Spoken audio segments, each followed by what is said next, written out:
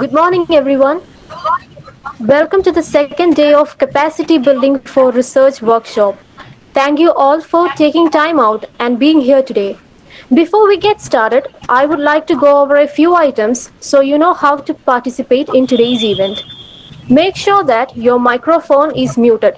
You will have an opportunity to ask questions and doubts at the end of the session, so you may turn on the audio at that moment.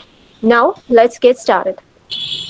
Robert Brault once said, each day learn something new, and just as important, relearn something old. So I believe we will be able to learn something very new after this session too. So without any delay, let's start with prayer as it is a link which connects us with the Almighty. So here I invite Ria Rita Sebastian for the prayer song. ലോകം മുഴുവൻ സുഖം പകരാനായി സ്നേഹദീപമേ മിഴി തുറക്കൂ. ലോകം മുഴുവൻ സുഖം പകരാനായി സ്നേഹദീപമേ മിഴി തുറക്കൂ. കാതല നിവാരണ കനിവിന്നുറവേ കാട്ടിൻ നടുവിൽ വഴി തെളിക്കൂ. ലോകം മുഴുവൻ സുഖം പകരാനായി സ്നേഹദീപമേ മിഴി തുറക്കൂ. Thank you so much, Ria.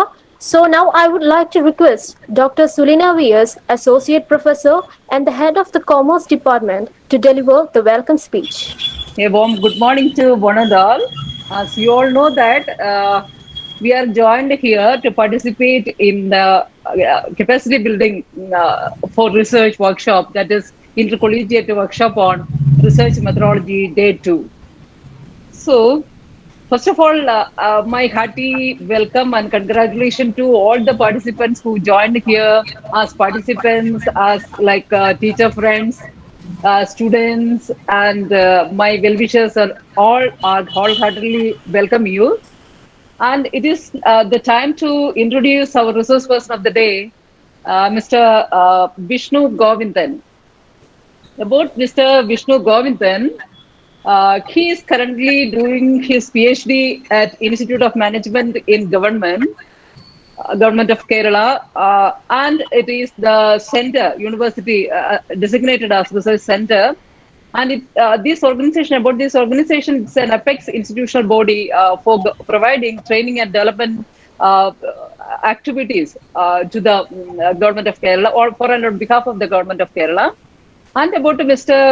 Vishnu, he's a keen observer of the developmental and welfare activities of government of Kerala as well as government of India.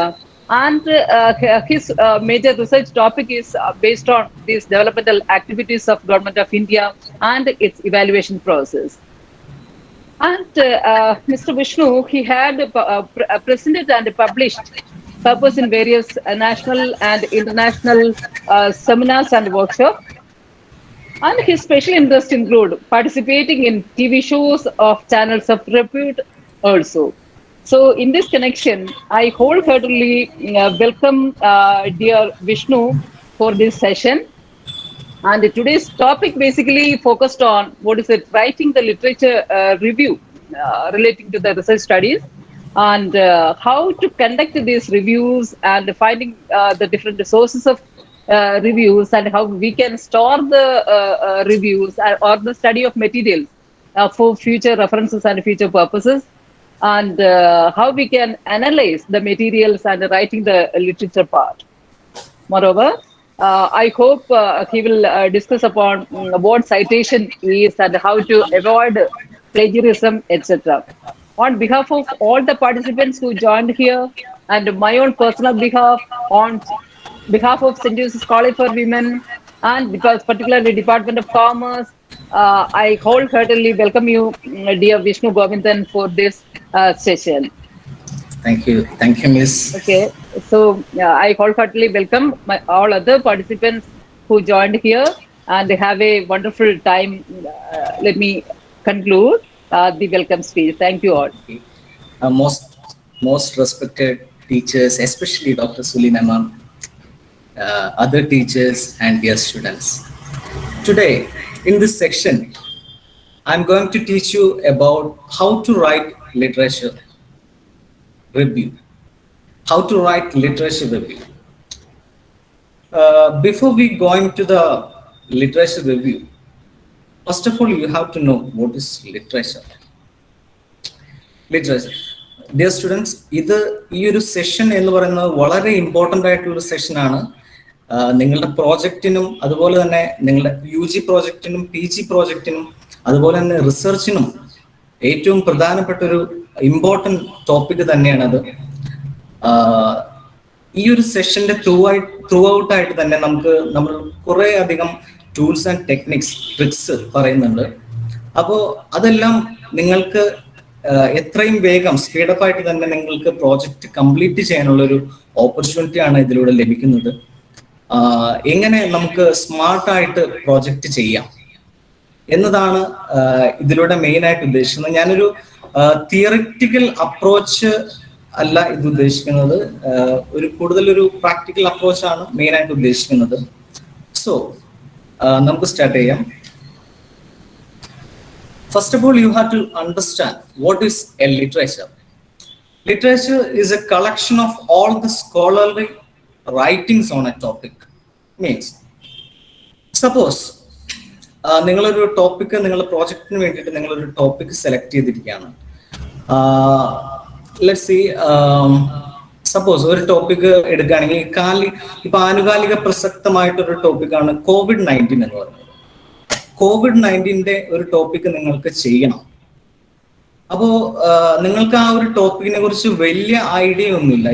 COVID-19 ഏത് ഡയമെൻഷനിൽ നിങ്ങൾക്ക് ചെയ്യണം. ഇപ്പോൾ COVID-19, impact of COVID-19 on education നമുക്ക് വേണമെങ്കിൽ ചെയ്യാം. Impact of COVID-19 on agriculture നമുക്ക് വേണമെങ്കിൽ ചെയ്യാം. അപ്പൊ നമുക്ക് എത്രത്തോളം COVID-19 ആ ഒരു ടോപ്പിക്കിനെ കുറിച്ച് നമുക്ക് പഠിക്കാം. അപ്പോൾ നമ്മൾ COVID-19 ബന്ധപ്പെട്ട റിലേറ്റഡ് ആയിട്ടുള്ള മെറ്റീരിയൽസ് നമ്മൾ സെർച്ച് ചെയ്യണം. ആ മെറ്റീരിയൽസ്, അതായത് മെറ്റീരിയൽസ് എന്ന് പറയുമ്പോൾ ബുക്സ് ആവാം, ജേണൽ ആർട്ടിക്കിൾസ് ആവാം, ന്യൂസ് പേപ്പർ ആർട്ടിക്കിൾസ് ആവാം, ഇന്റർനെറ്റ് മെറ്റീരിയൽസ് ആവാം, ബുക്സ് ആവാം, അങ്ങനെ എന്ത് മെറ്റീരിയൽ ആയാലും. അപ്പോൾ അതിനെയാണ് ശരിക്കും, ആ മെറ്റീരിയൽസിനെയാണ് ശരിക്കും ലിറ്ററേച്ചർ എന്ന് പറയുന്നത്. It's A collection of all the scholarly writings on A topic. അതാണ് ലിറ്ററേച്ചർ എന്ന് പറയുന്നത്. Then, now we can see what is literature review.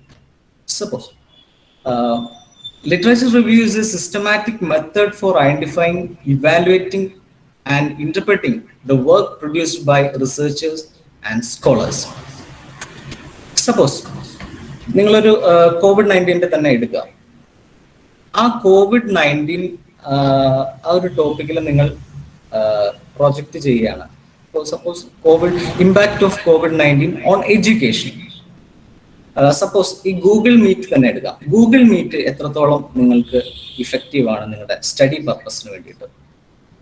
അപ്പോൾ ആ ഒരു പ്രോജക്റ്റ് ടോപ്പിക്ക് നിങ്ങൾ എടുക്കുമ്പോൾ നിങ്ങൾ ആദ്യം ചെയ്യേണ്ടത് നിങ്ങളുടെ മെറ്റീരിയൽസ് ഫൈൻഡ് ചെയ്യുക എന്നുള്ളതാണ്. മെറ്റീരിയൽസ് അതിന് വേണ്ടിയിട്ട് എന്തൊക്കെ മെറ്റീരിയൽസ് നിലവിൽ അവൈലബിൾ ആണ്, ആ അവൈലബിൾ ആയിട്ടുള്ള ആ മെറ്റീരിയൽസ് നിങ്ങൾ സെർച്ച് ചെയ്യുന്നു. സപ്പോസ് ഇന്റർനെറ്റിൽ നിങ്ങൾ സെർച്ച് ചെയ്യുന്നു, അത് ഡൗൺലോഡ് ചെയ്യുന്നു, റീഡ് ചെയ്യുന്നു, അതിനെ ഇവാലുവേറ്റ് ചെയ്യുന്നു, അനലൈസ് ചെയ്യുന്നു, അതിനുശേഷം നിങ്ങൾ റൈറ്റ് ചെയ്യുന്നു. ഈ ഒരു പ്രോസസ്സിനെയാണ് ലിറ്ററേച്ചർ റിവ്യൂ എന്ന് പറയുന്നത്. വളരെ സിമ്പിൾ ആയിട്ടാണ് ഈ ഒരു സെഷൻ ഞാൻ ഹാൻഡിൽ ചെയ്യുന്നത്. കാരണം വെച്ചാൽ ഈ ഒരു ടോപ്പിക്ക് തന്നെ കോംപ്ലക്സ് ആയിട്ട് നമുക്ക് വേണമെങ്കിൽ എടുക്കാം. അപ്പോൾ അതുകൊണ്ട് വളരെ സിമ്പിൾ ആയിട്ടാണ് ഞാൻ പറയുന്നത്.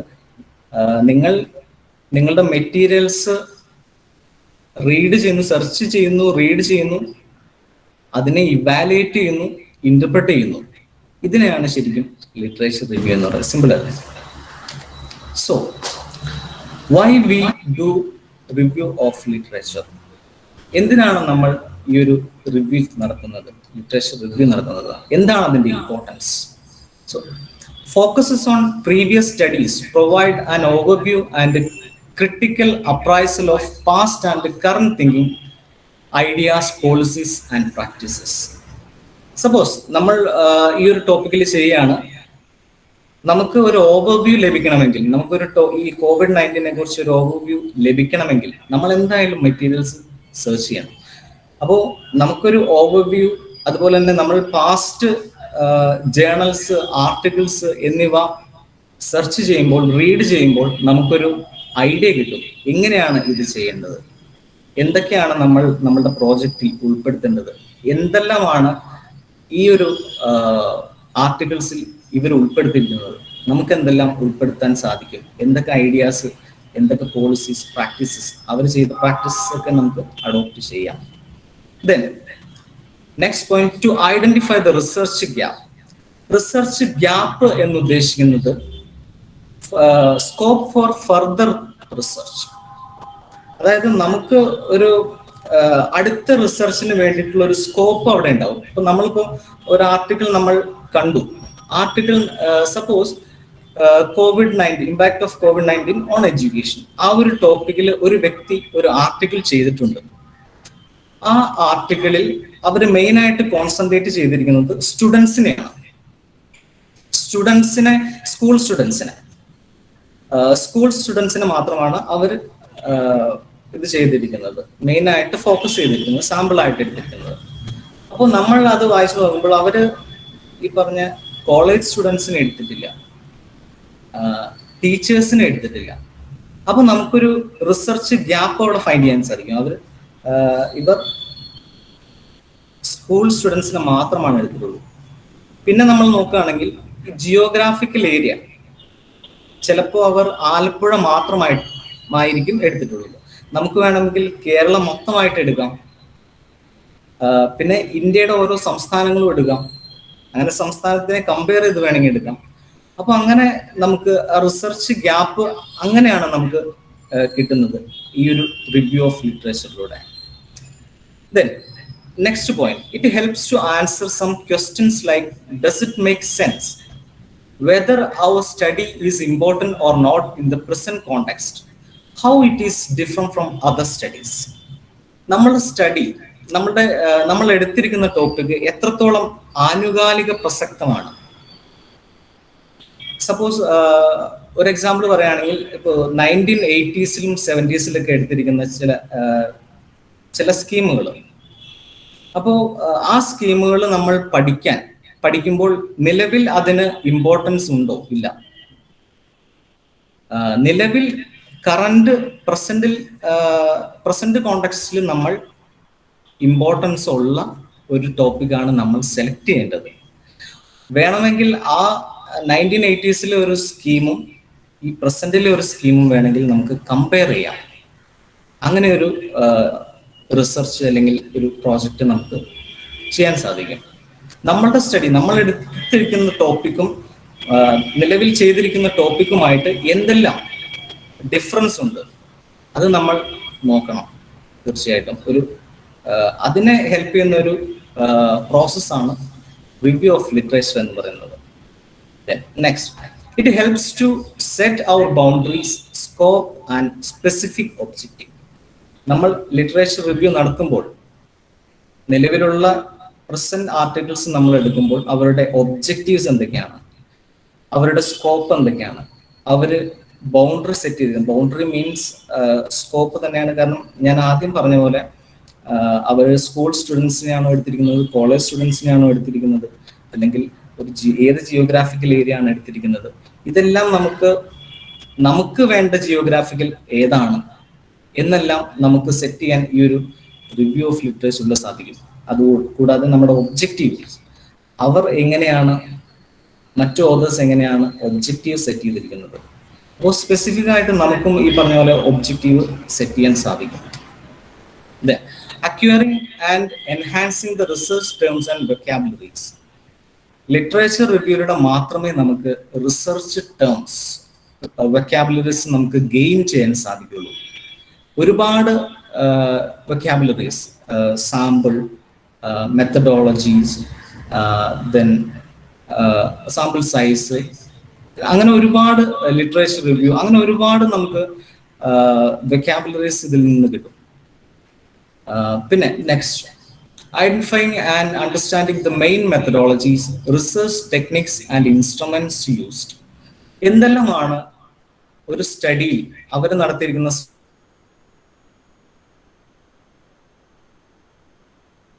സ്റ്റഡിയിൽ അവർ എന്തൊക്കെയാണ്. ഇൻസ്ട്രുമെന്റ് എന്ന് പറയുമ്പോൾ നമ്മുടെ ഇപ്പൊ നിങ്ങളുടെ ഒരു പ്രോജക്റ്റ് ചെയ്യുമ്പോൾ ഇൻസ്ട്രുമെന്റ്, പല ഇൻസ്ട്രുമെന്റ് നിങ്ങൾക്ക് യൂസ് ചെയ്യേണ്ടി വരും. ഡയറക്റ്റ് ഒബ്സർവേഷൻ യൂസ് ചെയ്യാം, നിങ്ങൾക്ക് വേണമെങ്കിൽ ക്വസ്റ്റ്യനെയർ യൂസ് ചെയ്യാം, ഇന്റർവ്യൂ ഷെഡ്യൂൾ യൂസ് ചെയ്യാം. അപ്പോൾ അങ്ങനെ പല മെത്തഡോളജീസും. പിന്നെ സാമ്പിൾ നിങ്ങൾ എങ്ങനെയാണ് സെലക്ട് ചെയ്യുന്നത്, ഏത് രീതിയിലാണ്, റാൻഡം സാമ്പിളിംഗ് ആണോ, നോൺ റാൻഡം സാമ്പിളിംഗ് ആണോ, ഇതെല്ലാം നമുക്ക് മനസ്സിലാക്കണമെങ്കിൽ ലിറ്ററേച്ചർ റിവ്യൂ മസ്റ്റ് ആണ്.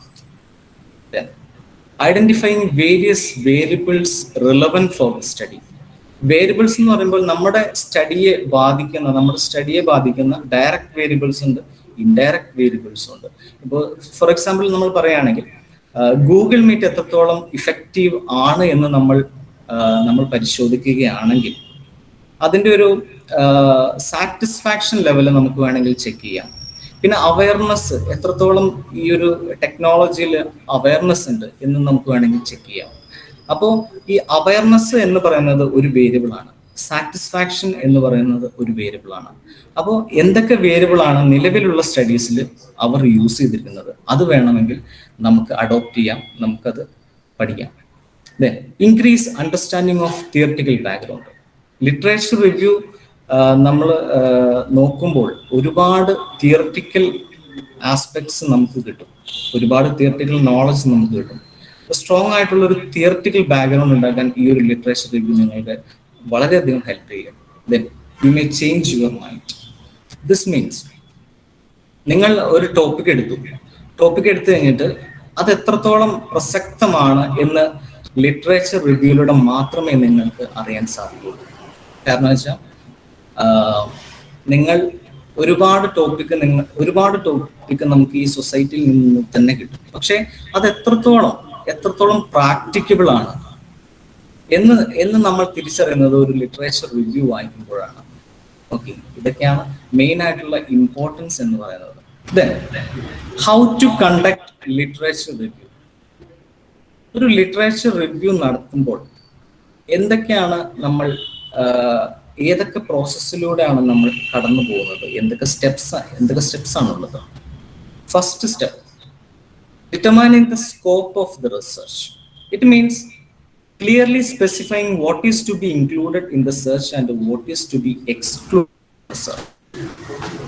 എന്തെല്ലാമാണ് നമ്മളുടെ സെർച്ചിൽ ഉൾപ്പെടുത്തേണ്ടത് അല്ലെങ്കിൽ എക്സ്ക്ലൂഡ് ചെയ്യേണ്ടത്. സപ്പോസ് ഫോർ എക്സാമ്പിൾ നമ്മൾ നേരത്തെ പറഞ്ഞ എക്സാമ്പിൾ തന്നെ എടുക്കാം.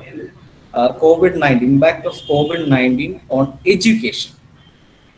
അപ്പോൾ എഡ്യൂക്കേഷനിൽ നമ്മൾ എടുക്കുമ്പോൾ സ്കൂൾ സ്റ്റുഡൻസിനെ എടുക്കണോ, അല്ലെങ്കിൽ കോളേജ് സ്റ്റുഡൻസിനെ എടുക്കണോ, അല്ലെങ്കിൽ ടീച്ചേഴ്സിനെ എടുക്കണോ?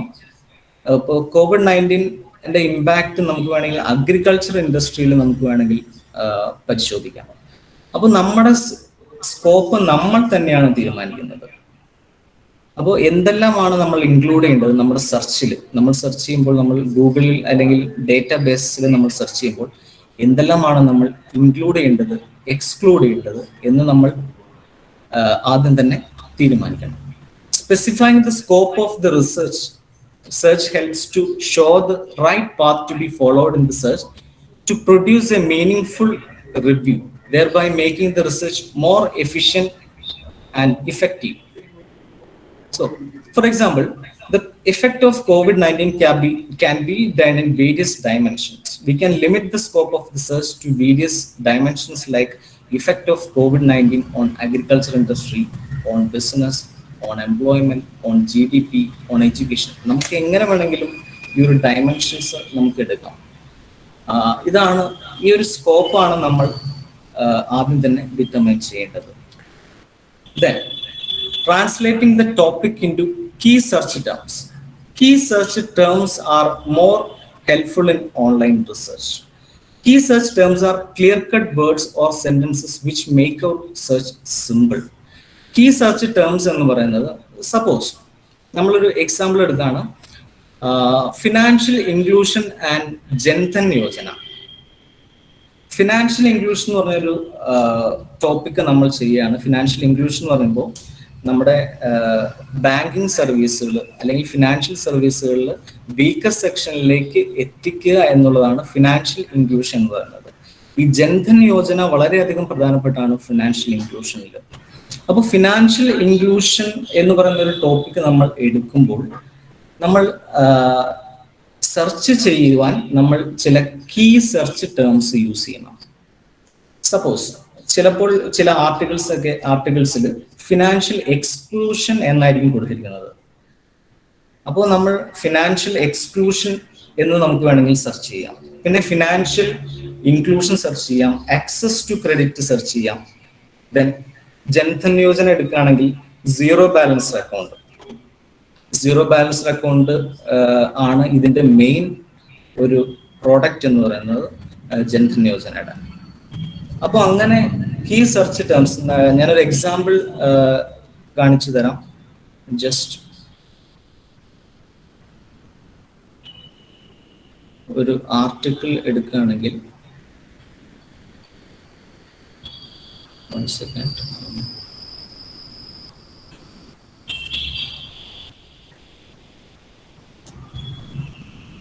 ഇതാണ് ഒരു ആർട്ടിക്കിൾ എന്ന് പറയുന്നത്. ഇതിൽ അബ്സ്ട്രാക്ട് ഇത് teachers COVID-19 awareness, distance learning education experience and perception towards institutional readiness and challenges എന്ന് പറഞ്ഞൊരു ടോപ്പിക്കാണ്. ഇതിൽ കീ വേർഡ്സ് കൊടുത്തിട്ടുണ്ട്. COVID-19 pandemic, teachers awareness, readiness, distance learning education, ഇതെല്ലാമാണ് ഇതിന്റെ കീ വേർഡ്സ് ആയിട്ട് കൊടുത്തിരിക്കുന്നത്. അപ്പൊ നമ്മൾ ഡേറ്റാബേസിൽ സെർച്ച് ചെയ്യുമ്പോൾ, ഡേറ്റാബേസ് അല്ലെങ്കിൽ ഗൂഗിൾ സെർച്ച് എഞ്ചിൻ അല്ലെങ്കിൽ മറ്റ് സെർച്ച് എഞ്ചിൻ, അതെല്ലാം നമ്മൾ സെർച്ച് ചെയ്യുമ്പോൾ ഈ കീവേഡ്സിന് വളരെയധികം പ്രാധാന്യമുണ്ട്. കാരണം പല കീവേഡ്സും ഈ കീവേഡ്സ് സെർച്ച് ചെയ്താൽ മാത്രമായിരിക്കും ചിലപ്പോൾ ഈ ഒരു ആർട്ടിക്കിൾ കിട്ടുന്നത് തന്നെ. അപ്പോൾ അതാണ് കീവേഡ്സിന്റെ ഇമ്പോർട്ടൻസ് എന്ന് പറയുന്നത്. Then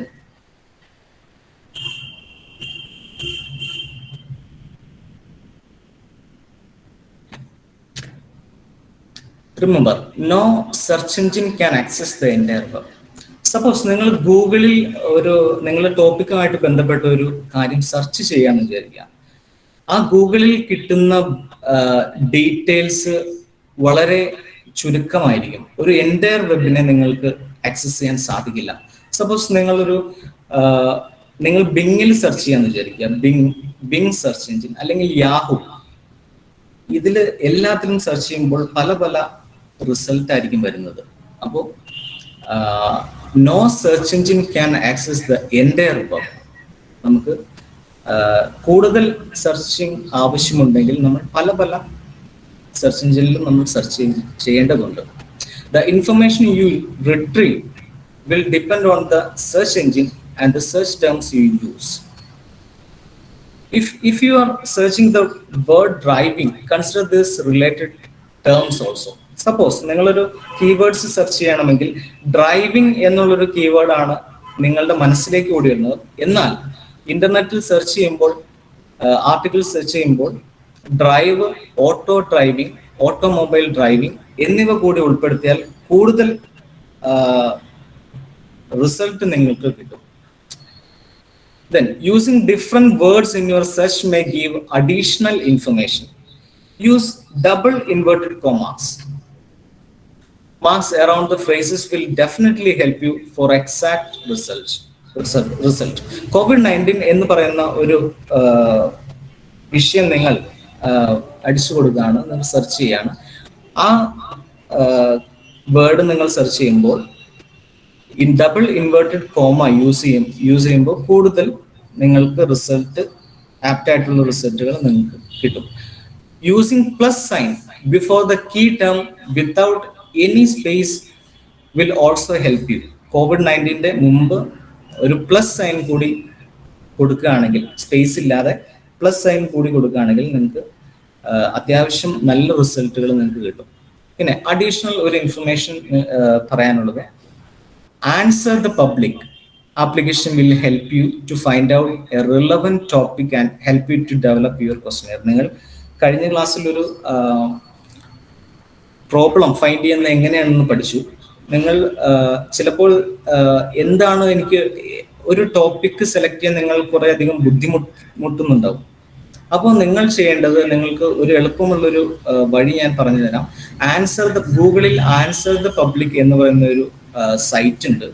ആ സൈറ്റിൽ നോക്കിക്കഴിഞ്ഞാൽ നിങ്ങൾക്ക് ഇപ്പോൾ സപ്പോസ് നിങ്ങൾ COVID-19 എന്ന് പറയുന്ന ഒരു ടോപ്പിക്കിലാണ് നിങ്ങൾ ചെയ്യാൻ ഉദ്ദേശിക്കുന്നത്. പക്ഷേ കൂടുതൽ അതിൻ്റെ ഡീറ്റെയിൽസ് ഒന്നും ഏത് ടോപ്പിക്കിൽ കൂടുതൽ സ്പെസിഫിക് ആവണം COVID-19 എന്ന് നിങ്ങൾക്ക് അറിയില്ല. അപ്പോൾ നിങ്ങൾ ജസ്റ്റ് ആൻസർ ദ പബ്ലിക് എന്ന് പറയുന്ന ഒരു സെർച്ച് എഞ്ചിൻ ഉണ്ട്, ഒരു സൈറ്റ് ഉണ്ട്. ആ സൈറ്റിൽ നിങ്ങൾ സെർച്ച് ചെയ്ത് കൊടുക്കുമ്പോൾ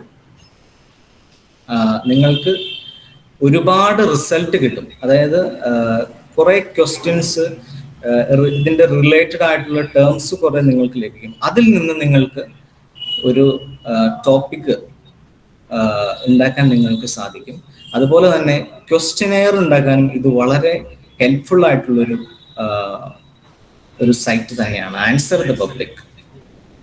ദെൻ നെക്സ്റ്റ് നമ്മൾ കാണുന്നത് finding the sources of material. എങ്ങനെയാണ് ഈ ഒരു സോഴ്സസ് ഓഫ് മെറ്റീരിയൽ നമ്മൾ കണ്ടെത്തുന്നത്? നമ്മൾ ആദ്യം തന്നെ നമ്മുടെ സ്കോപ്പ് ചുരുക്കി, അതിനുശേഷം നമ്മൾ കീവേഡ്സ് നമ്മൾ ഡിറ്റർമൈൻ ചെയ്തു. ഇനി നമ്മൾ എന്തെല്ലാം സോഴ്സസ് ആണ്, എന്തെല്ലാം മെറ്റീരിയൽസിന്റെ സോഴ്സസ് ആണ് നമുക്ക് ഫൈൻഡ് ചെയ്യാൻ പറ്റുന്നത്, എങ്ങനെയാണ് നമുക്ക് സോഴ്സസ് നമുക്ക് ഫൈൻഡ് ചെയ്യാൻ പറ്റുന്നത്, where to find the articles and studies, എവിടെയാണ് ഫൈൻഡ് ചെയ്യാൻ സാധിക്കുന്നത്. ഇതെല്ലാമാണ് നിങ്ങളുടെ ശരിക്കും നിങ്ങൾ യൂസ് ചെയ്യേണ്ട materials, sources. Thesis, emails, conference proceedings, company reports, unpublished manuscript sources, some government publications, journals, books, newspapers, databases, catalogs, encyclopedias, dictionaries, bibliographies. ഇതൊക്കെയാണ് main ആയിട്ടുള്ള നിങ്ങൾക്ക് കിട്ടുന്ന സോഴ്സസ് എന്ന് പറയുന്നത്. Then the world wide web is the biggest single source of information in the world now. ഏറ്റവും ഇപ്പം നമ്മൾ use ചെയ്യുന്നത് ഏറ്റവും കൂടുതലും ഇന്റർനെറ്റ് ആണ് ഏറ്റവും വലിയൊരു സോഴ്സസ് ഓഫ് മെറ്റീരിയൽ എന്ന് പറയുന്നത്. There are two types of electronic databases: open access sources and subscribed sources. What is open access sources? Open access sources where the materials can be accessed free of cost. നമ്മളൊരു database എടുക്കുകയാണെങ്കിൽ അവിടെ open access സോഴ്സും ഉണ്ട്, subscribed സോഴ്സസും ഉണ്ട്. Open access source എന്ന് പറയുമ്പോൾ നമുക്ക് free ആയിട്ട് നമുക്ക് ആ സൈറ്റിൽ കയറി ഈ ഒരു ആർട്ടിക്കിൾ നമുക്ക് ഡൗൺലോഡ് ചെയ്യാൻ സാധിക്കും, അത് നമുക്ക് റീഡ് ചെയ്യാൻ സാധിക്കും. സബ്സ്ക്രൈബ്ഡ് സോഴ്സ് എന്ന് പറയുമ്പോൾ നമുക്ക് പേയ്മെന്റ് ചെയ്തതിന് ശേഷം മാത്രമേ നമുക്ക് അത് ആക്സസ് ചെയ്യാൻ പറ്റുള്ളൂ. Subscribed sources where the materials can be accessed only on payment basis മാത്രമേ നമുക്ക് അത് ആക്സസ് ചെയ്യാൻ പറ്റുള്ളൂ. എന്തൊക്കെയാണ് ഈ അക്കാഡമിക് ഡേറ്റാബേസസ്? സപ്പോസ് ഞാനൊരു എക്സാമ്പിൾ പറയാം. ഇപ്പൊ ഗൂഗിൾ സ്കോളർ എടുക്കുക. ഗൂഗിൾ സ്കോളർ എന്ന് പറയുന്ന ഒരു ഡേറ്റാബേസ് ആണ്. ഞാനത് കാണിച്ചു തരാം.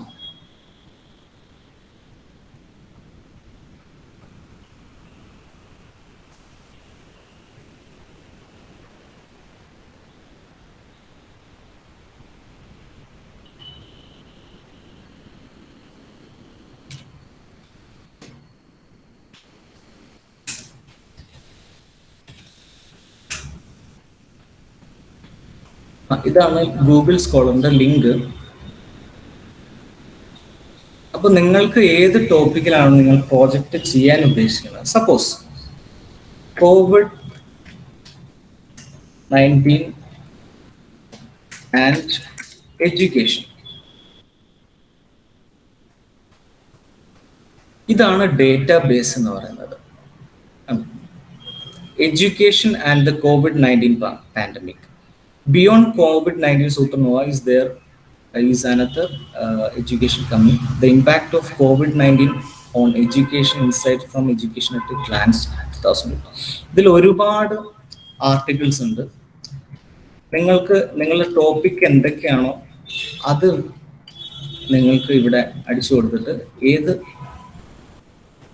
ഏത് ആർട്ടിക്കിൾ വേണമെങ്കിലും നിങ്ങൾക്ക് ആക്സസ് ചെയ്യാൻ സാധിക്കും. നിങ്ങളുടെ ടോപ്പിക്കായിട്ട് ബന്ധപ്പെട്ടത് COVID-19 higher education challenges and opportunities. Then ഇതാണ് ഗൂഗിൾ സ്കോളർ ഡേറ്റാബേസ് എന്ന് പറയുന്നത്. നിങ്ങൾക്ക് ഇവിടെ കൊടുത്തു കഴിഞ്ഞാൽ അത് ഓട്ടോമാറ്റിക്കായിട്ട് ഡൗൺലോഡ് ആവും.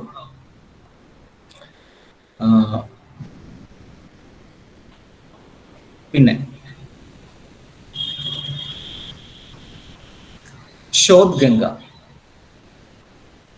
ഗംഗ എന്ന് പറയുന്നത് ഒരു തീസിസിന്റെ ഒരു ശേഖരമാണ്. നമ്മുടെ ഒരുപാട് തീസിസ് അതിനകത്തുണ്ട്. അതിൽ നിന്ന് നമുക്ക് ആക്സസ് ചെയ്യാൻ പറ്റും. അക്കാഡമിയ ഒരു ഇമ്പോർട്ടൻറ്റ് ഒരു സെർച്ച് ഡേറ്റാബേസ് ആണ്.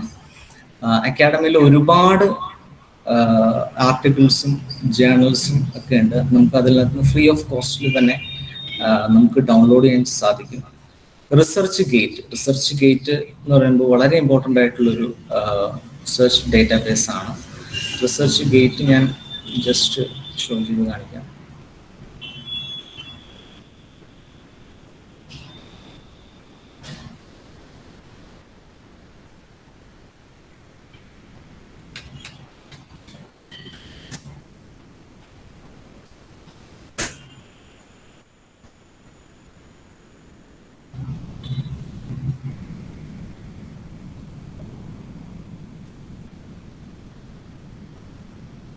ഇതാണ് റിസർച്ച് ഗേറ്റ് എന്ന് പറയുന്നത്. ഇതൊരു ബൾക്കായിട്ടുള്ളൊരു ഡേറ്റാബേസ് ആണ്. ഇതിൽ നമുക്ക് സെർച്ച് ചെയ്യാം. Suppose COVID-19 and education.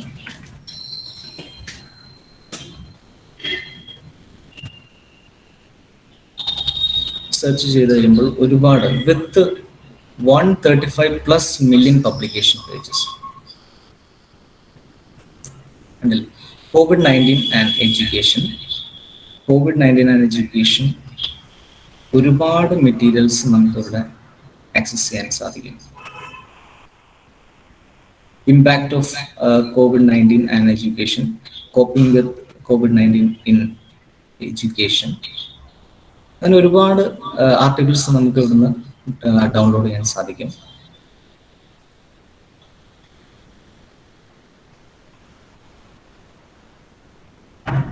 Then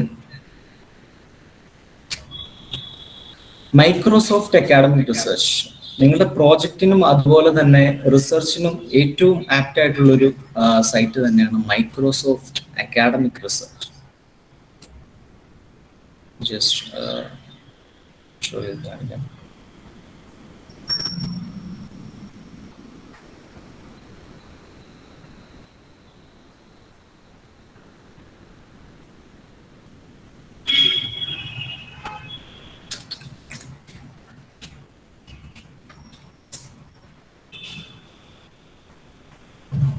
ഇതാണ് മൈക്രോസോഫ്റ്റ് അക്കാഡമിയുടെ ലിങ്ക്.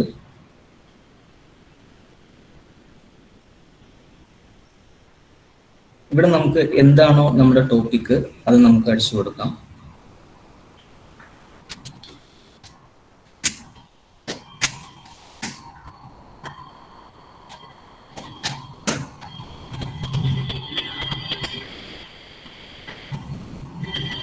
ഇത് കണ്ടില്ലേ, COVID-19 and education. Medical student education in the time of COVID-19. ഒരുപാട് ഡേറ്റാബേസ് ഇതിലുണ്ട്. നമുക്ക് ഫ്രീ ആയിട്ട് തന്നെ ഡൗൺലോഡ് ചെയ്യാം.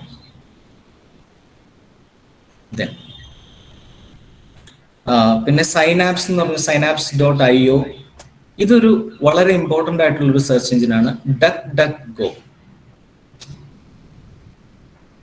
അത് ജസ്റ്റ് കാണിക്കാം.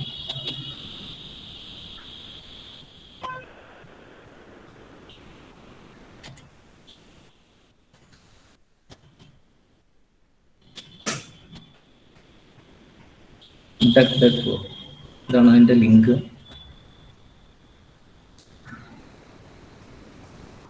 നമ്മൾ അടിച്ച financial inclusion.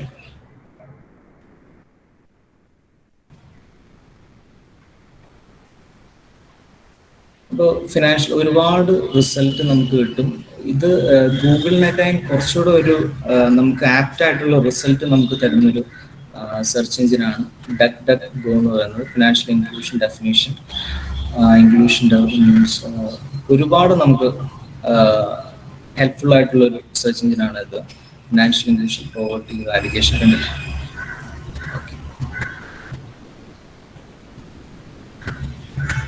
Then Scopus, Elsevier, Science Direct, Web of Science, Commerce Database, ഇതെല്ലാം നമ്മുടെ ഗൂഗിളിൽ സെർച്ച് ചെയ്ത് നിങ്ങൾക്ക് ആക്സസ് ചെയ്യാൻ പറ്റുന്ന ഇതാണ്. ഇതെല്ലാം ഫ്രീ ഓഫ് ആക്സസ് അല്ല. ചിലതൊക്കെ നമുക്ക് പേയ്മെന്റ് ബേസിസിൽ മാത്രമേ നമുക്ക് ആക്സസ് ചെയ്യാൻ സാധിക്കുള്ളൂ.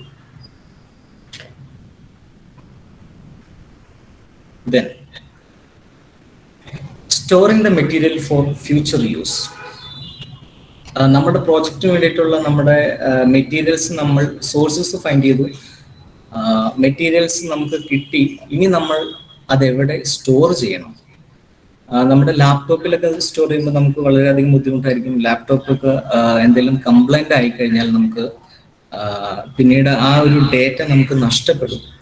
അതുകൊണ്ട് നമുക്ക് സ്റ്റോർ ചെയ്യാൻ ചില softwares ഉണ്ട്. The materials which are found through the literature survey have to be stored properly and systematically for future use. The researcher can refer to these materials according to his convenience for analysis and writing of the literature review. The downloaded material can be stored in two softwares, mainly highly recommended ആയിട്ടുള്ള two softwares ആണ് main ആയിട്ടുള്ളത്, Zotero and Mendeley. These നമ്മൾ store ചെയ്യുന്നത് മാത്രമല്ല, these are reference management softwares. Reference എന്താണ് എന്ന് ഞാൻ അടുത്ത ക്ലാസ്സിൽ പറയുന്നുണ്ട്, അടുത്ത സെഷൻ, അടുത്ത നെക്സ്റ്റ് സ്ലൈഡിൽ. ഓക്കെ, ഞാനിപ്പോൾ ജസ്റ്റ് മെന്റലി ഒന്ന് കാണിച്ചു തരാം എന്താണ് ഇതെന്ന്. ഇതാണ് മെന്റലിയുടെ ഒരു ഈ ഒരു റെഡ് കളറിൽ കാണുന്നതാണ് മെന്റലിയുടെ ഒരു മെന്റലി സോഫ്റ്റ്വെയർ എന്ന് പറയുന്നത്. നമുക്ക് അത് ഓപ്പൺ ചെയ്യാം. ഓപ്പൺ ചെയ്യുമ്പോൾ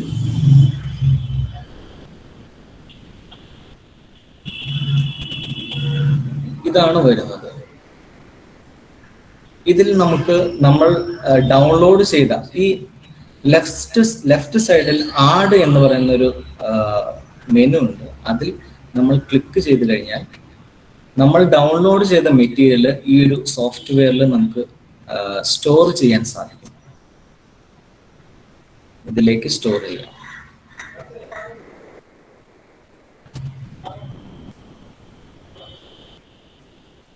ഓക്കെ, ഇതാണ് ഞാൻ സ്റ്റോർ ചെയ്ത കുറെ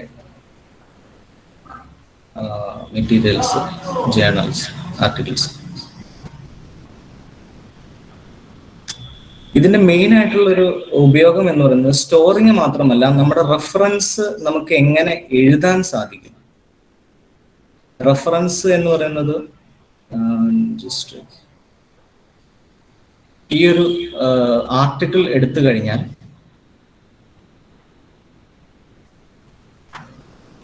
ഇതാണ് റെഫറൻസ് എന്ന് പറയുന്നത്. റെഫറൻസ് ഏറ്റവും അവസാനം നമ്മൾ എന്തെല്ലാം നമ്മൾ റെഫർ ചെയ്തു, ഏതൊക്കെ മെറ്റീരിയൽസ് നമ്മൾ റെഫർ ചെയ്തു എന്നുള്ളത് നമ്മൾ വ്യക്തമായിട്ട് ഒരു ഫോർമാറ്റ് ഉണ്ട് അതിന്. ആ ഫോർമാറ്റ് നമ്മൾ തയ്യാറാക്കുന്നത് ഈ ഒരു മെന്റലി എന്ന് പറയുന്ന ഒരു ആപ്ലിക്കേഷൻ വഴിയാണ്. നമുക്കത് സിമ്പിളായിട്ട് തന്നെ ഇത് ചെയ്യാൻ സാധിക്കും.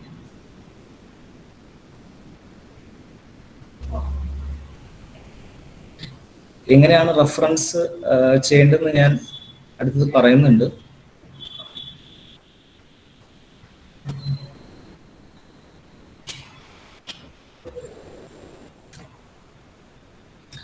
Then analyzing the material.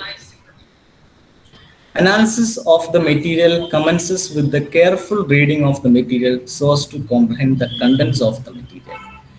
നമ്മൾ അടുത്ത സ്റ്റേജ് എന്ന് പറയുന്നത് നമ്മൾ മെറ്റീരിയൽസിന്റെ സോഴ്സസ് കണ്ടുപിടിച്ചു. സോഴ്സസ് കണ്ടുപിടിച്ച ശേഷം നമ്മളത് ഡൗൺലോഡ് ചെയ്തു, നമ്മളത് സ്റ്റോർ ചെയ്തു. സ്റ്റോർ ചെയ്തതിനു ശേഷം നമ്മൾ ആ മെറ്റീരിയൽ എടുത്തിട്ട് നമ്മൾ അനാലിസിസ്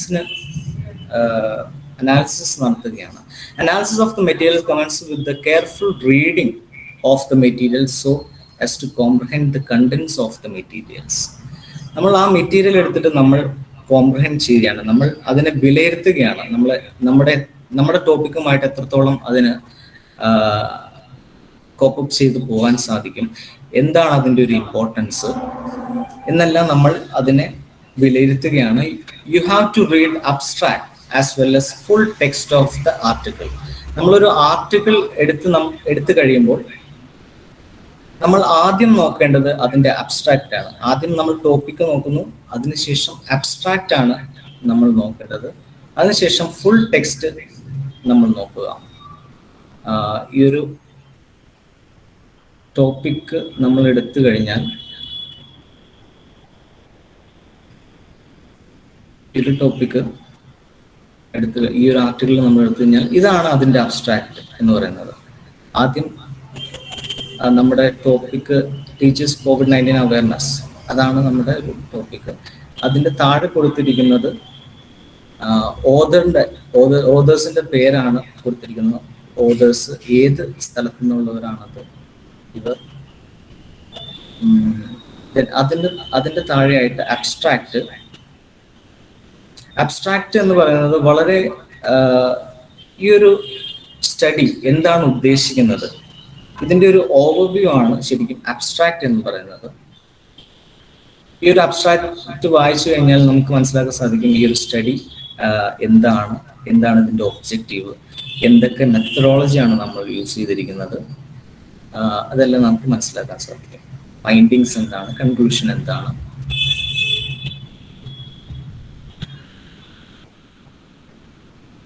സപ്പോസ്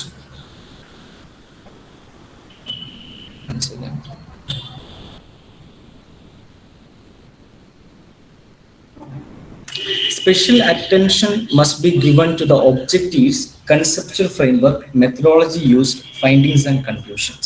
നമ്മളൊരു ആർട്ടിക്കിൾ നോക്കുമ്പോൾ അതിന് കൂടുതൽ ഇമ്പോർട്ടൻസ് കൊടുക്കേണ്ടത് ഒബ്ജക്റ്റീവ്സിന് ഇമ്പോർട്ടൻസ് കൊടുക്കണം, കൺസെപ്ച്വൽ ഫ്രെയിംവർക്കിന് ഇമ്പോർട്ടൻസ് കൊടുക്കണം, മെത്തഡോളജി എന്തെല്ലാമാണ് യൂസ് ചെയ്യുന്നതെന്ന് നമ്മൾ നോക്കണം, ഫൈൻഡിങ്സ് ആൻഡ് കൺക്ലൂഷൻ ഇതൊക്കെയെല്ലാം നമ്മൾ വളരെയധികം ഇമ്പോർട്ടൻസ് കൊടുക്കേണ്ടതുണ്ട്. At the same time you have to make a critical evaluation on the quality of the material, and also you must understand the current relevance of the topic.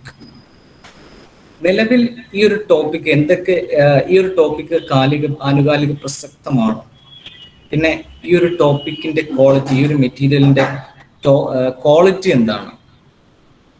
നമ്മൾ ചില authors വളരെ quality കുറഞ്ഞ രീതിയിലൊക്കെ എഴുതാറുണ്ട്, പക്ഷേ നമ്മൾ quality ഉള്ള articles വായിക്കുക, അതാണ് നിങ്ങൾക്ക് കൂടുതൽ ഹെൽപ്ഫുൾ ആയിട്ടുള്ളത്. Here we can also find out the gaps for further റിസർച്ചിന്റെ ഒരു ഗ്യാപ്പ് നിങ്ങൾക്ക് ഈ ഒരു അനലൈസിൽ നിന്ന് കിട്ടും. ദെൻ ഒരു ആപ്ലിക്കേഷൻ, ഒരു ഇമ്പോർട്ടൻ്റ് ആയിട്ടുള്ള ഒരു ആപ്ലിക്കേഷൻ ഉണ്ട്, സ്കോളർസി എന്ന് പറയുന്ന application. Scholarcy application is a wonderful tool which divides an article into different parts such as introduction, objectives, methodology used, findings and conclusion, etc. ഈ ഒരു സ്കോളർസി എന്ന് പറയുന്ന ആപ്ലിക്കേഷൻ നിങ്ങൾക്ക് ഞാൻ കാണിച്ചു തരാം.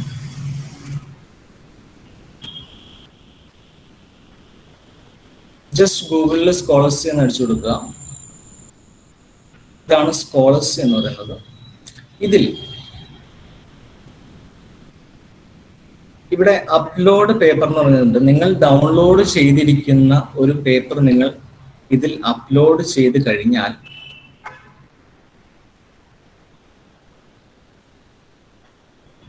ഈ നിങ്ങളുടെ പേപ്പർ പലതായിട്ട് ഡിവൈഡ് ചെയ്തിട്ട് അവർ കാണിക്കും. ഈ പേപ്പറിന്റെ കീ കൺസെപ്റ്റ് എന്തൊക്കെയാണ്, ഇതിന്റെ അബ്സ്ട്രാക്റ്റ് എന്തൊക്കെയാണ്, ഈ സ്കോളേഴ്സിൽ തന്നെ അവരുടേതായിട്ടുള്ള രീതിയിലുള്ളൊരു ഹൈലൈറ്റ് നിങ്ങൾക്ക് പ്രൊവൈഡ് ചെയ്യും, അവരുടെ ഒരു സമ്മറി നിങ്ങൾക്ക് പ്രൊവൈഡ് ചെയ്യും. ദെൻ അവർ തന്നെ ടേബിൾ ആക്കിയിട്ട് എക്സലിൽ ഡൗൺലോഡ് ചെയ്യുന്ന രീതിയിൽ നിങ്ങൾക്ക് പ്രൊവൈഡ് ചെയ്യും. Figures, introduction, study subject and analysis, methods എന്തെല്ലാമാണ് ഈ ഒരു ആർട്ടിക്കിളിൽ യൂസ് ചെയ്തത്, റിസൾട്ട് എന്തൊക്കെയാണ്, ഡിസ്കഷൻ, കൺക്ലൂഷൻ എന്താണ്, അതിൻ്റെ ലിമിറ്റേഷൻസ്, എത്തിക്സ്, ഫണ്ടിങ്, റെഫറൻസസ് അടക്കം ഇത് ഡിവൈഡ് ചെയ്ത്. ഇപ്പോൾ ഒരു ആർട്ടിക്കിൾ വായിക്കുമ്പോൾ ചിലപ്പോൾ നിങ്ങൾക്ക് ബോറായിട്ട് തോന്നാം. അപ്പോൾ ഈ ഒരു ബോറിംഗ് മാറ്റാനും നിങ്ങൾക്ക് കൂടുതൽ ഇൻട്രസ്റ്റ് നൽകാനും പിന്നെ കൂടുതൽ നിങ്ങൾക്ക് അണ്ടർസ്റ്റാൻഡ് ചെയ്യാനും ഏറ്റവും നല്ലൊരു ഒരു ഒരു വെബ്സൈറ്റാണ് ഈ സ്കോളർസി എന്ന് പറയുന്നത്. വളരെ അധികം ഹെൽപ്ഫുൾ ആയിട്ടുള്ളൊരു ഇതായിരിക്കും നിങ്ങൾക്ക് പ്രോജക്റ്റിനെ എളുപ്പമാക്കാനും. ദെൻ ഇതിലൊരു വേറൊരു ടൂളും കൂടെ ഉണ്ട്, ഈ സ്മാർട്ട് സിനോപ്സിസ്. സ്മാർട്ട് സിനോപ്സിസ് എന്ന് പറയുമ്പോൾ നിങ്ങൾക്ക് ലിറ്ററേച്ചർ റിവ്യൂ റൈറ്റ് ചെയ്യാൻ, സപ്പോസ് ഞാൻ റെക്കമെൻഡ് ചെയ്യുന്നത് നിങ്ങൾ സ്വന്തമായിട്ട് എഴുതുക എന്നുള്ളത് തന്നെയാണ്. പക്ഷേ നിങ്ങൾക്ക് സ്വന്തമായിട്ട് എഴുതാനുള്ളൊരു താല്പര്യം വളരെ കുറവാണെങ്കിൽ നിങ്ങൾക്ക് വേണമെങ്കിൽ ഈ ഒരു ടൂൾ യൂസ് ചെയ്യാം. ഇതിൽ ബ്രൗസ് എന്ന് പറഞ്ഞ് ഒരു ബ്രൗസ് ചെയ്യുക, ഡൗൺലോഡ് ചെയ്തിട്ടുള്ള ഒരു ഫയൽ ബ്രൗസ് ചെയ്യുക.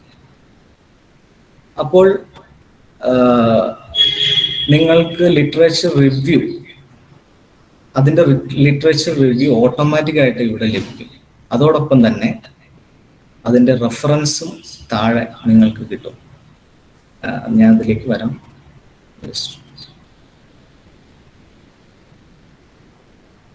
ഓക്കെ,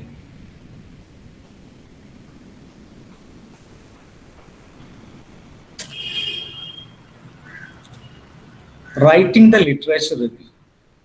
ദ ലാസ്റ്റ് സ്റ്റേജ് എന്ന് പറയുന്നത് റൈറ്റിംഗ് ദ ലിറ്ററേച്ചർ റിവ്യൂ ആണ്. എങ്ങനെയാണ് ഒരു ലിറ്ററേച്ചർ റിവ്യൂ റൈറ്റ് ചെയ്യുന്നത്? ലിറ്ററേച്ചർ റിവ്യൂ നിങ്ങളുടെ പ്രോജക്റ്റിൽ ഇമ്പോർട്ടൻ്റ് ആണ്. എന്തായാലും കമ്പൽസറി ആയിട്ടും ലിറ്ററേച്ചർ റിവ്യൂ വേണ്ടതാണ്.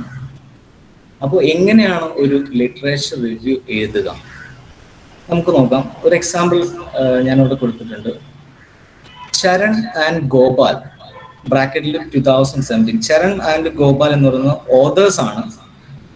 ഇത് പബ്ലിഷ് ചെയ്ത ഡേറ്റ് ആണ് 2017 എന്ന് പറയുന്ന പബ്ലിഷിംഗ് ഇയർ ആണ്. ഇൻ ദെയർ വർക്കിംഗ് പേപ്പർ, അവരുടെ വർക്കിംഗ് പേപ്പറിൽ അവരെന്താണ്, വർക്കിംഗ് പേപ്പർ ഏതാണ്, അവരുടെ ടോപ്പിക് പറഞ്ഞിട്ടുണ്ട്. Financial inclusion in India, a case study of Gubbi. ഇതാണ് അവരുടെ ടോപ്പിക്. ഫിനാൻഷ്യൽ ഇൻക്ലൂഷനെ കുറിച്ചുള്ള ഒരു ടോപ്പിക്കാണ് അവരുടേത്. എക്സാമിൻ, എന്താണ് അവർ ഈ ഒരു പേപ്പറിലൂടെ എക്സാമിൻ ചെയ്തിരിക്കുന്നത്? Impact of initiatives of government of India, RBI and NABARD towards achieving financial inclusion in India. Government of ഇന്ത്യയും RBIയും NABARDും എടുത്തിരിക്കുന്ന ഇനിഷ്യേറ്റീവ് എങ്ങനെയാണ് ഫിനാൻഷ്യൽ ഇൻക്ലൂഷനിൽ ഇമ്പാക്ട് ചെയ്യുന്നത്. And they also identify the measures required for including the unbanked people beneath the ambit of financial inclusion.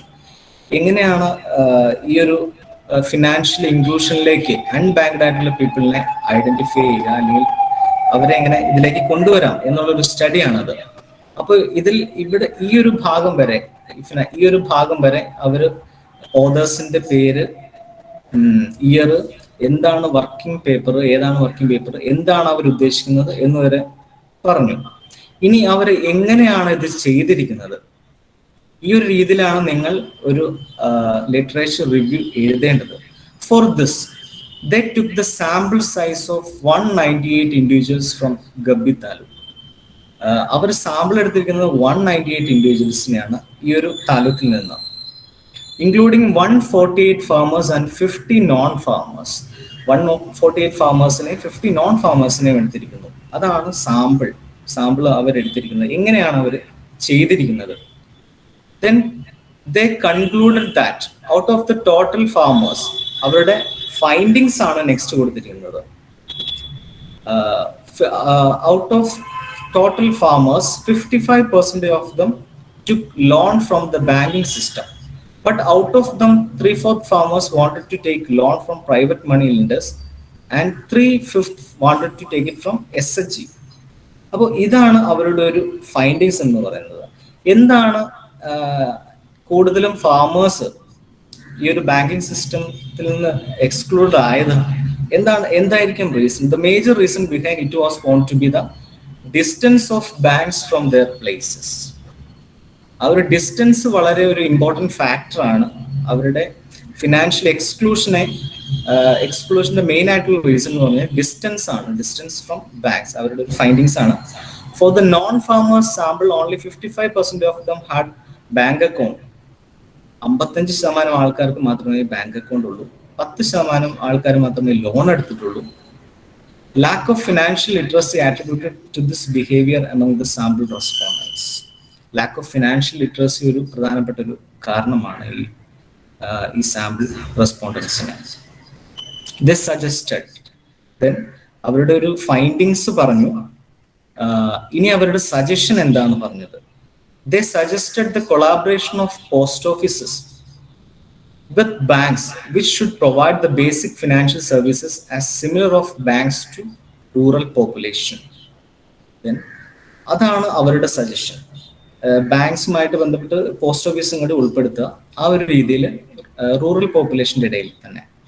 അപ്പൊ അതാണ് അവരുടെ ഒരു suggestion കൂടി പറഞ്ഞു. അപ്പം ഇതാണ് ശരിക്കും ലിറ്ററേച്ചർ റിവ്യൂ എഴുതേണ്ട ഒരു രീതി എന്ന് പറയുന്നത്. ഓതേഴ്സിന്റെ പേര് എഴുതുക, ദെൻ ഇയർ എഴുതുക, വർക്കിംഗ് പേപ്പർ, ദെൻ എന്താണ് ഈ പേപ്പർ കൊണ്ട് ഉദ്ദേശിക്കുന്നത്, എങ്ങനെയാണ് ആ ഒരു സ്റ്റഡി ചെയ്തിരിക്കുന്നത്, ദെൻ എന്താണ് ഫൈൻഡിങ്സ്, ദെൻ എന്തൊക്കെയാവാം അതിൻ്റെ റീസൺസ്, ദെൻ എന്തെല്ലാമാണ് അവർ കൊടുത്തിരിക്കുന്ന സജഷൻസ്.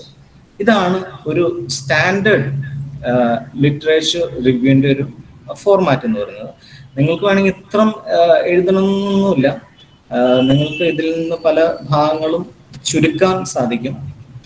വേണമെങ്കിൽ പേപ്പറിന്റെ പേരും അതൊന്നും എഴുതാതിരിക്കാം, ബട്ട് നിങ്ങൾക്ക് മെയിൻ ആയിട്ടുള്ള കാര്യങ്ങളെല്ലാം എഴുതേണ്ടി വരും.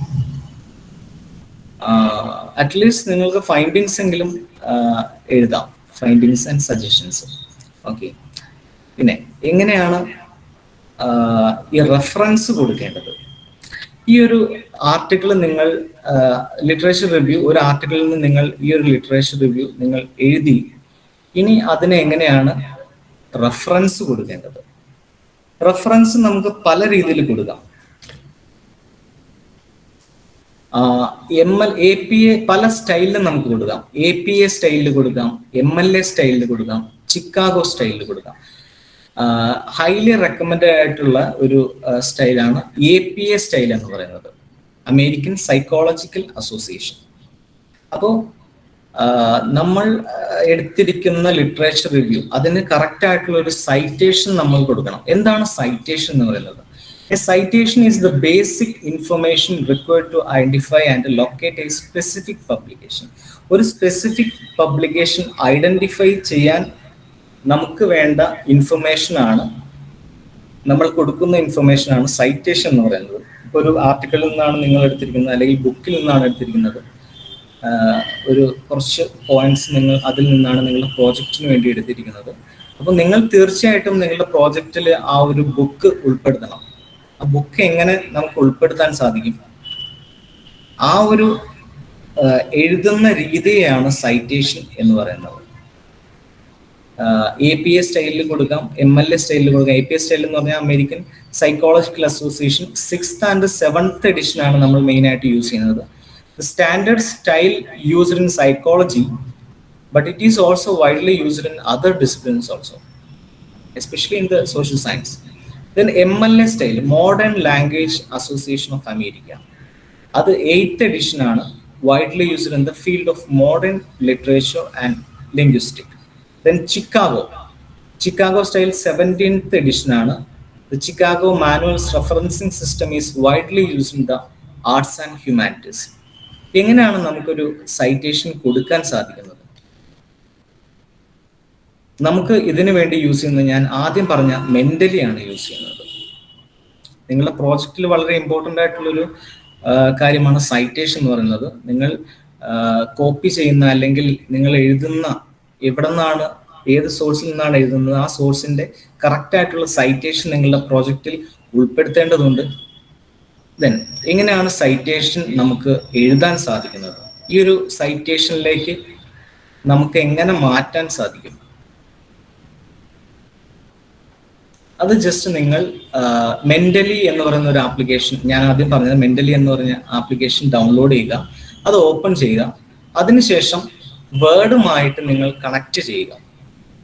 ഈ ഒരു ആപ്ലിക്കേഷൻ വേർഡുമായിട്ട് നിങ്ങൾക്ക് കണക്ട് ചെയ്യാൻ സാധിക്കും.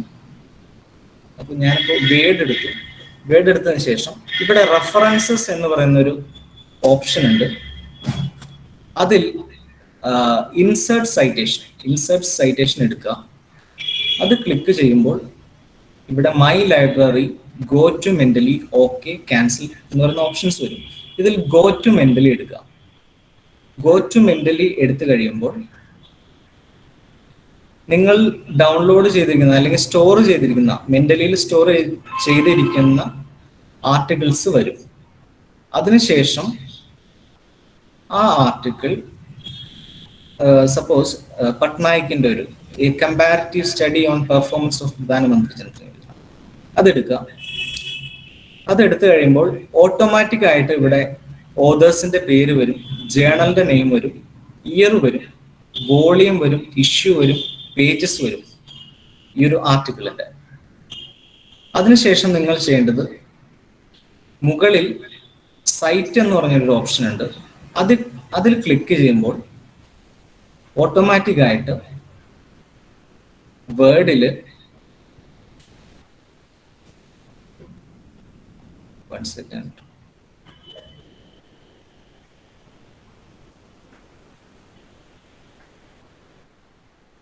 കണ്ടോ, പട്നായിക് എട്ടൽ എന്ന് നമ്മൾ ഉദ്ദേശിക്കുന്നത് ETAL എന്ന് നമ്മൾ ഉദ്ദേശിക്കുന്നത് 3 അതിലധികമോ ഓതേഴ്സ് ഉണ്ടെങ്കിലാണ്. അപ്പോൾ ഇവിടെ ഓതേഴ്സിന്റെ നമ്മൾ ആദ്യത്തെ ലിറ്ററേച്ചർ റിവ്യൂ നമ്മൾ കണ്ട പോലെ ഓതറിന്റെ പേര് 2016 ഇതിനെയാണ് ശരിക്കും ഇൻഡെക്സ് സൈറ്റേഷൻ എന്ന് പറയുന്നത്, ഇൻടെക്സ് സൈറ്റേഷൻ. അതിനുശേഷം നിങ്ങളുടെ ബാക്കി ലിറ്ററേച്ചർ റിവ്യൂ റൈറ്റ് ചെയ്യുക. പട്നായിക് 2016 എക്സാമിൻഡ്, അതിനുശേഷം അത് റൈറ്റ് ചെയ്യുക.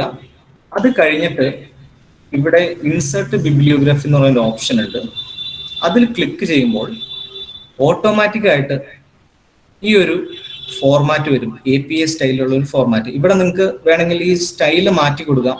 കണ്ടോ, American psychological association 7th edition, then Chicago American sociological association, then modern language association, അതായത് MLA 8th എഡിഷൻ, അങ്ങനെ. അപ്പോൾ ഓട്ടോമാറ്റിക് ആയിട്ട് നിങ്ങൾക്ക് ഈ ഒരു റെഫറൻസ് നിങ്ങൾക്ക് ഓട്ടോമാറ്റിക് ആയിട്ട് കിട്ടും. സിമ്പിൾ അല്ലേ? അപ്പോൾ അതാണ് നമ്മുടെ ആർട്ടിക്കിളിന്റെ ഏറ്റവും അവസാനം റെഫറൻസ് ആയിട്ട് നിങ്ങൾ വെക്കേണ്ടത്.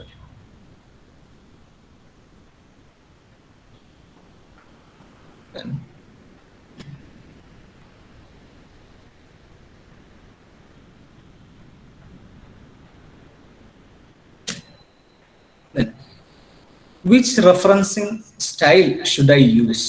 ഏത് റെഫറൻസിങ് സ്റ്റൈലാണ് ഞാൻ യൂസ് ചെയ്യേണ്ടത്? Researchers submitting a paper for publication in a journal should check journal's instruction for authors, which will normally be available on the journal's website.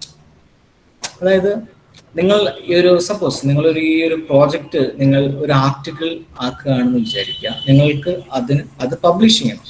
നിങ്ങളുടെ പേരിൽ വേണമെങ്കിൽ ഒരു ആർട്ടിക്കിൾ പബ്ലിഷ് ചെയ്യാൻ സാധിക്കും ഈ പ്രോജക്റ്റിൽ തന്നെ. അപ്പോൾ നിങ്ങളൊരു ആർട്ടിക്കിൾ ഈ പ്രോജക്റ്റിന്റെ തന്നെ ടോപ്പിക്കിൽ നിങ്ങൾ റെഡിയാക്കി അത് പബ്ലിഷ് ചെയ്യണമെങ്കിൽ ഏത് റെഫറൻസിങ് സ്റ്റൈൽ യൂസ് ചെയ്യണം? അത് ആ ഒരു സ്റ്റൈല് ആ ഒരു സൈറ്റിൽ പറഞ്ഞിട്ടാണ് ഉണ്ടാവും. നിങ്ങൾ ഏത് ജേണലിലേക്കാണോ അയക്കുന്നത് ആ ജേണലിന്റെ കുറച്ച് സ്പെസിഫിക്കേഷൻസ് ഉണ്ട്. ആ സ്പെസിഫിക്കേഷൻ അനുസരിച്ച് നിങ്ങൾ നിങ്ങളുടെ ജേണലിനെ മാറ്റണം. APA ആണോ അല്ലെങ്കിൽ ഏത് സൈസിൽ വേണം, ലെറ്റേഴ്സ് ഏത് സൈസിൽ വേണം, ഇൻഡന്റ് എത്ര വേണം, അതൊക്കെ അതിൽ സ്പെസിഫൈ ചെയ്തിട്ടുണ്ടാവും. അത് നിങ്ങൾക്ക് നോക്കി നിങ്ങൾക്ക് പബ്ലിഷ് ചെയ്യാൻ സാധിക്കും. നിങ്ങളുടെ പേരിലൊരു ഒരു പബ്ലിക്കേഷനും ആയി. Okay. Difference between reference and bibliography. റെഫറൻസും ഉണ്ട്, ബിബ്ലിയോഗ്രഫി ഉണ്ട്. എന്താണ് അതിൻ്റെ ഒരു difference? Reference include sources that have been directly cited in your paper. Direct ആയിട്ട് നമ്മൾ സൈറ്റ് ചെയ്തിരിക്കുന്ന, അതായത് നമ്മൾ കോട്ട് ചെയ്തിരിക്കുന്ന, നമ്മുടെ പേപ്പറിൽ കോട്ട് ചെയ്തിരിക്കുന്ന ഏതൊക്കെ ഇന്റർനെറ്റ് ആർട്ടിക്കിൾസിൽ നിന്ന് നിങ്ങൾ എടുത്തിട്ടുണ്ടെങ്കിൽ, നിങ്ങളുടെ പേപ്പറിലേക്ക്, നിങ്ങളുടെ പ്രോജക്റ്റിലേക്ക് നിങ്ങൾ ഉൾപ്പെടുത്തിയിട്ടുണ്ടെങ്കിൽ നിങ്ങൾ റെഫറൻസ് കൊടുക്കണം അതിന്. അതിനെയാണ് നമ്മൾ റെഫറൻസ് എന്ന് പറയുന്നത്. നിങ്ങൾ ഡയറക്റ്റ് ആയിട്ട് അഡോപ്റ്റ് ചെയ്തിട്ടുണ്ടെങ്കിൽ, നിങ്ങളുടെ പേപ്പറിലേക്ക് അത് അഡോപ്റ്റ് ചെയ്തിട്ടുണ്ടെങ്കിൽ അതിനെ റെഫറൻസ് എന്ന് പറയും. Then bibliographies, on the other hand, contain all the sources that you have used for your paper, whether they are directly cited or not. നിങ്ങൾ സൈറ്റ് ചെയ്യണമെന്നില്ല. നിങ്ങൾ കൺസൾട്ട് ചെയ്ത, നിങ്ങൾ ഏതെങ്കിലും ആർട്ടിക്കിൾസ് നിങ്ങൾ കൺസൾട്ട് ചെയ്തിട്ടുണ്ടെങ്കിൽ, അല്ലെങ്കിൽ നിങ്ങളുടെ ബുക്സ് ഏതെങ്കിലും കൺസൾട്ട് ചെയ്തിട്ടുണ്ടെങ്കിൽ, അല്ലെങ്കിൽ ഇന്റർനെറ്റിൽ എന്തെങ്കിലും നിങ്ങൾ കൺസൾട്ട് ചെയ്തിട്ടുണ്ടെങ്കിൽ അതെല്ലാം നിങ്ങൾക്ക് ഈ ഒരു പ്രോജക്റ്റിൽ അല്ലെങ്കിൽ തീസിസിൽ നിങ്ങൾക്ക് ഉൾപ്പെടുത്താം. അപ്പോൾ അതിനാണ് ആ എൻ്റയർ സോഴ്സസിനെയാണ് ശരിക്കും ബിബ്ലിയോഗ്രഫി എന്ന് പറയുന്നത്. In a bibliography, you should include all of the materials you consulted in preparing your paper. Both reference list and bibliographies appear at the end of a written work and are usually organized either alphabetically or year-wise. ഈ റെഫറൻസും അതുപോലെ ബിബ്ലിയോഗ്രഫിയും നമ്മുടെ ഒരു ആർട്ടിക്കിളിന്റെ അല്ലെങ്കിൽ പ്രോജക്റ്റിന്റെ അവസാനമാണ് നമ്മൾ എഴുതുന്നത്. Okay, plagiarism. Plagiarism is presenting someone else's work or ideas as your own, with or without their consent, by incorporating it into your work without full acknowledgement. All published and unpublished material, whether in manuscript, printed or electronic form, is covered under this definition. Plagiarism എന്ന് പറയുന്നത് just നമ്മൾ ഇന്റർനെറ്റിൽ നിന്നോ അല്ലെങ്കിൽ ഒരു ആർട്ടിക്കിളിൽ നിന്നോ നമ്മൾ ഒരു വ്യക്തി എഴുതിയിരിക്കുന്ന കാര്യങ്ങൾ നമ്മൾ കോപ്പി ചെയ്യുകയാണ്. ഡയറക്റ്റ് ആയിട്ട് നമ്മൾ കോപ്പി ചെയ്യുന്നു, പക്ഷെ അതിൽ നമ്മൾ റെഫറൻസ് കൊടുക്കുന്നില്ല. റെഫറൻസും അതുപോലെ സൈറ്റേഷനും നമ്മൾ കൊടുക്കുന്നില്ലെങ്കിൽ അവിടെ പ്ലേഗാരിസം എന്നുള്ളൊരു ഇഷ്യൂ വരുന്നു. The necessity to acknowledge others' work or ideas applies not only to text but also to other media such as computer code, illustrations, graphs, etc. It applies equally to published text and data drawn from books and journals, and to unpublished text and data, whether from lectures, thesis, or other students' essays. Suppose നമ്മളിപ്പോൾ COVID-19 ഒരു article എഴുതുകയാണ്, നമ്മൾ project തയ്യാറാക്കുകയാണ്. അപ്പോൾ നമ്മൾ ഒരു ആർട്ടിക്കിളിൽ നിന്നോ അല്ലെങ്കിൽ ബുക്സിൽ നിന്നോ ഡയറക്റ്റ് ആയിട്ട് നമ്മൾ കോപ്പി ചെയ്യുമ്പോൾ അവിടെ നിങ്ങൾ ലീഗലായിട്ടുള്ള ഇല്ലീഗലാണ് ശരിക്കും. നിങ്ങൾ സൈറ്റേഷൻ കൊടുക്കാതെ നിങ്ങൾ അത് ഉൾപ്പെടുത്തുകയാണെങ്കിൽ അത് ശരിക്കും ഒരു ഇല്ലീഗൽ ആക്ടിവിറ്റി ആയിട്ട് കണക്കാക്കും. പ്ലേഗാരിസം എന്ന് പറയുന്ന ഒരു ഇല്ലീഗൽ ആക്ടിവിറ്റി ആയിരിക്കും സൈറ്റേഷൻ കൊടുത്തില്ലെങ്കിൽ. അപ്പോൾ കറക്റ്റ് ആയിട്ടുള്ളൊരു സൈറ്റേഷൻ എന്ന് പറയുന്നത് നമ്മൾ കഴിഞ്ഞ ക്ലാസ്സിൽ കണ്ടു, എങ്ങനെയാണ് റെഫറൻസും ബിബ്ലിയോഗ്രഫിയും കൊടുക്കേണ്ടതെന്ന് കണ്ടു. അത് കറക്റ്റായിട്ട് കൊടുത്തിരിക്കണം. പിന്നെ ഈ പ്ലേഗാരിസം ഒഴിവാക്കാനുള്ള കുറച്ച് മെത്തേഡ്സ് ഞാൻ പറഞ്ഞു തരാം. How to avoid plagiarism. First one, paraphrase your content. Paraphrasing means formulating someone else's ideas in your own words. ശരിക്കും പ്ലേഗാരിസം ഒഴിവാക്കാൻ വേണ്ടി നമ്മളുടേതായിട്ടുള്ളൊരു വേർഡ്സ് തന്നെ യൂസ് ചെയ്തിട്ട് എഴുതുകയാണ് ഏറ്റവും ബെറ്റർ. പക്ഷേ ചിലപ്പോൾ ചില ആളുകൾക്കൊന്നും ഈ വേർഡ്സ് കിട്ടാതെ അല്ലെങ്കിൽ സെന്റൻസ് എങ്ങനെ മേക്ക് ചെയ്യണമെന്ന് അറിയില്ലായിരിക്കും. അപ്പോൾ നമ്മൾ ചെയ്യേണ്ടത് ജസ്റ്റ് ഏതാണോ ആർട്ടിക്കിൾ അല്ലെങ്കിൽ ഏതാണോ ഇന്റർനെറ്റ് സോഴ്സ് അത് നമ്മൾ പാരഫ്രൈസ് ചെയ്യുക. Paraphrasing means formulating someone else's ideas in your own words. To paraphrase a source, you have to rewrite a passage without changing the meaning of the original text. Meaning change ചെയ്യാതെ original ടെക്സ്റ്റിനെ മാറ്റി എഴുതുക. Every time you paraphrase, it's important to cite the source. Paraphrase ചെയ്യാൻ ഏറ്റവും best ആയിട്ടുള്ള ഒരു tool ഞാൻ പറഞ്ഞു തരാം, കിൽബോട്ട്. Killbot Grammarly, just I will show.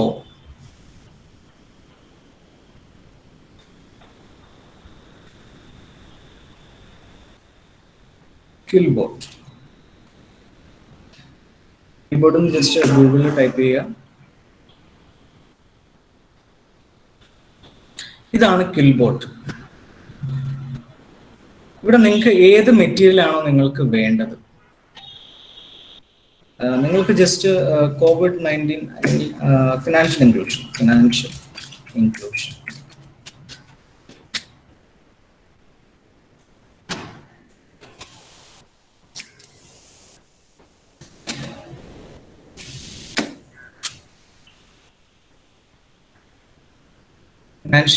എന്ന് പറഞ്ഞ ടോപ്പിക്കിലാണ് നിങ്ങൾ ചെയ്യുന്നത്.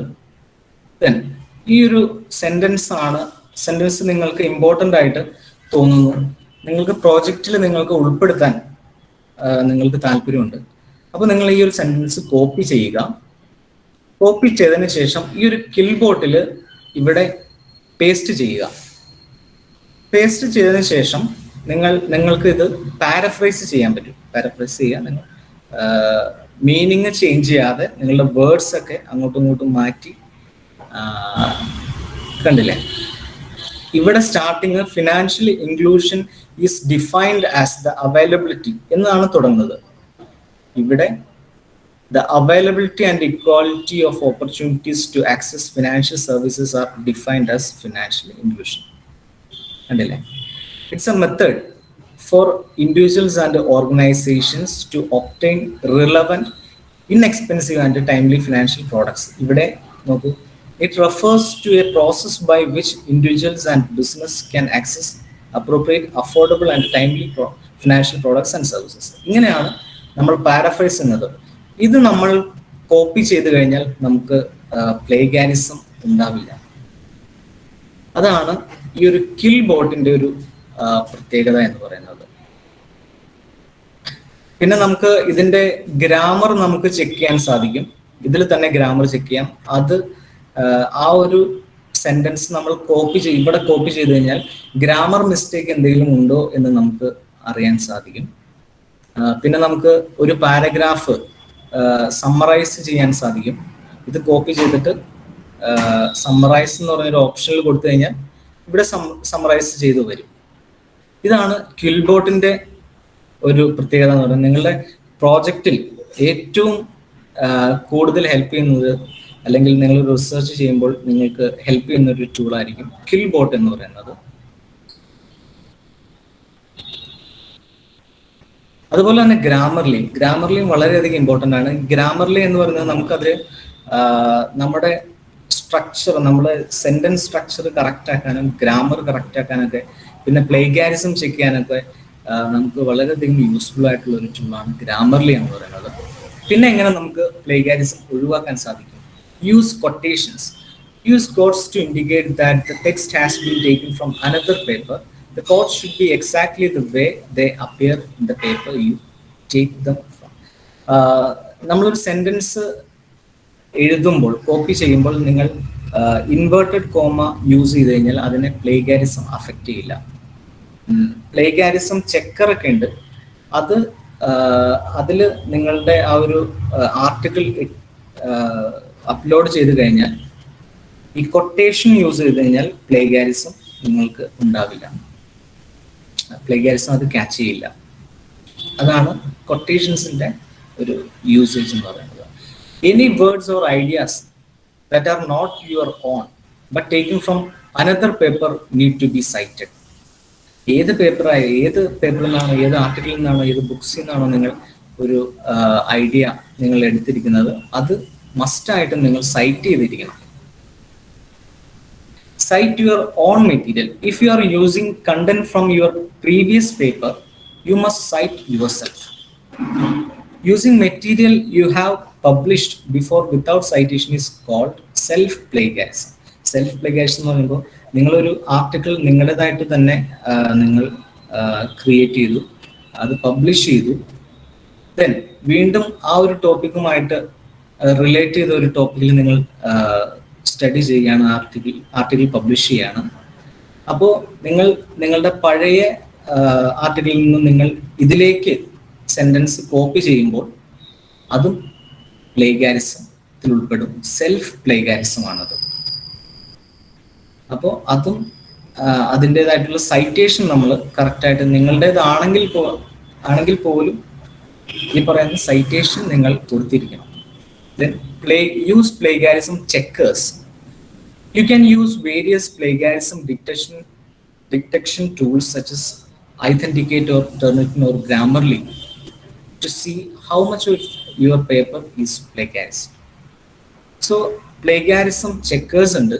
അത് പക്ഷെ നിങ്ങളത് ഓൺലൈൻ ചെക്കേഴ്സ് നിങ്ങൾ ഒരിക്കലും യൂസ് ചെയ്യരുത്. കാരണം നിങ്ങൾ പബ്ലിഷ് ചെയ്യുന്ന ഒരു പേപ്പർ നിങ്ങൾ സാധാരണ ഒരു ഓൺലൈൻ സൈറ്റിൽ അപ്ലോഡ് ചെയ്ത് കഴിഞ്ഞാൽ ചിലപ്പോൾ അത് സേവ് ആവാൻ, അവിടെ ഇന്റർനെറ്റിൽ അത് സേവ് ആവാൻ ചാൻസ് ഉണ്ട്.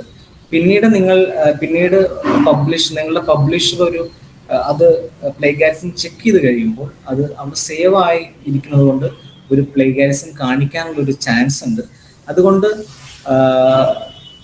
ഐതന്റിക്കേറ്റ് അല്ലെങ്കിൽ ടെർണിറ്റിൻ, ഗ്രാമർലി എന്നീ ആപ്ലിക്കേഷൻസിൽ യൂസ് ചെയ്യുന്നതായിരിക്കും, സ്റ്റാൻഡേർഡ് ആയിട്ടുള്ള സോഫ്റ്റ്വെയർസിൽ പ്ലേഗാരിസം ചെക്ക് ചെയ്യുന്നതായിരിക്കും ഏറ്റവും ബെറ്റർ ആയിട്ടുള്ളൊരു കാര്യം എന്ന് പറയുന്നത്. ഇത്രയുമാണ് എൻ്റെ ഈ ഒരു സെക്ഷൻ എന്ന് പറയുന്നത്.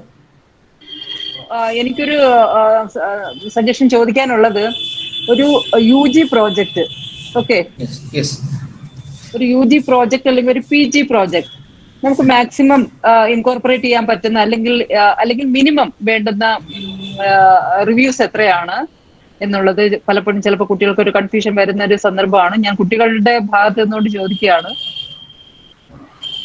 ഓക്കെ, നിങ്ങൾ UG പ്രോജക്റ്റ് ആകുമ്പോൾ നിങ്ങൾക്ക് അധികം ലിറ്ററേച്ചർ റിവ്യൂസ് വേണ്ടി വരില്ല. കാരണം വെച്ചാൽ ഒരു റിസർച്ചുമായിട്ട് നമ്മൾ കമ്പയർ ചെയ്യുമ്പോൾ വളരെ അധികം മെറ്റീരിയൽസ് നമുക്ക് റെഫർ ചെയ്യേണ്ടതായിട്ട് വരും.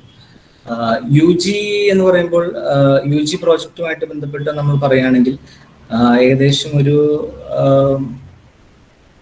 20 ആ ഒരു റേഞ്ച് മതിയാവും.